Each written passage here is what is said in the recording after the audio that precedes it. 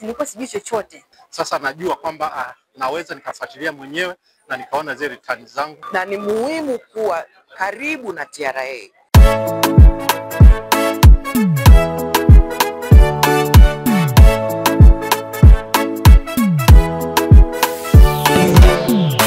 Nimetembelea banda la TRA kwenye maonyesho ya Kilfair ambayo kwa Kisongo. Nimekuja kupata utaratibu, nilikuwa sijui chochote kuhusu maelekezo ya TRA kupata tini.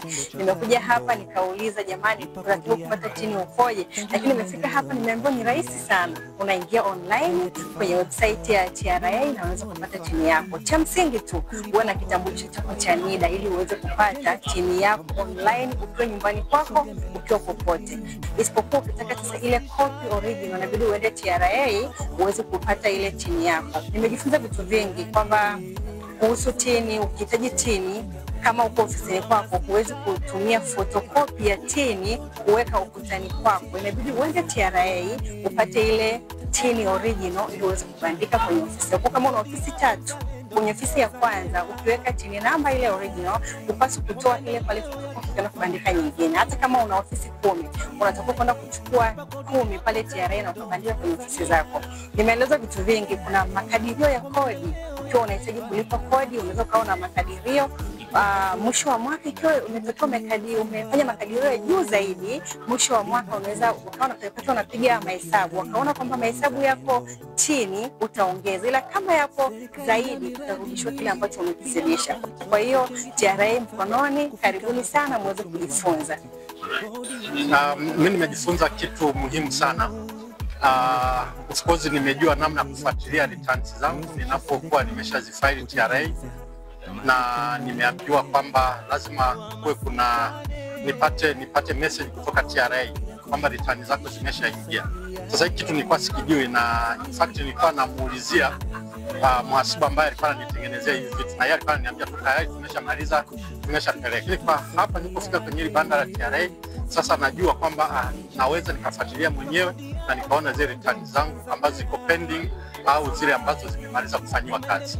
Sisi kama TCT na nadhani kama miaka inapita sasa, ushirikiano na partnership na TRA ni muhimu, na watu wengi sana wana hesitate, sio kama wanaogopa, lakini wanaona kwamba wakijionyesha, wakienda kusema matatizo yao, wanaona kwamba wanajifumua kujionyesha, yani na wanaona in terms of perception yao kwamba watafatwa na sio hivyo. Basically kazi ya TRA, okay, ni kukusanya mapato, sio wao wanaandika hizi sheria. Na ni muhimu kuwa karibu na TRA ili waweze kuelewa sekta, ili sasa wakielewa, na kama policy makers wanatoa policies, na TRA ikielewa na hizo policies kama haziendi, waweze nao kutoa mchango kusema, jamani, kutokana na hii policy haitawezekana. Sasa kama sisi wadau hatupo tayari au hatupo karibu na TRA kuwaeleza na yani waone dynamics of the industry, itakuwa vigumu jamani, na TRA wao wanafuata sheria. Kwa hiyo kwa hapa sasa hivi mimi TRA nawapongeza na nawaomba please, tafadhali tuendelee kushirikiana na kukutana na kuelimishana ili tujenge nchi yetu. TRA, pamoja tunajenga taifa letu. TRA.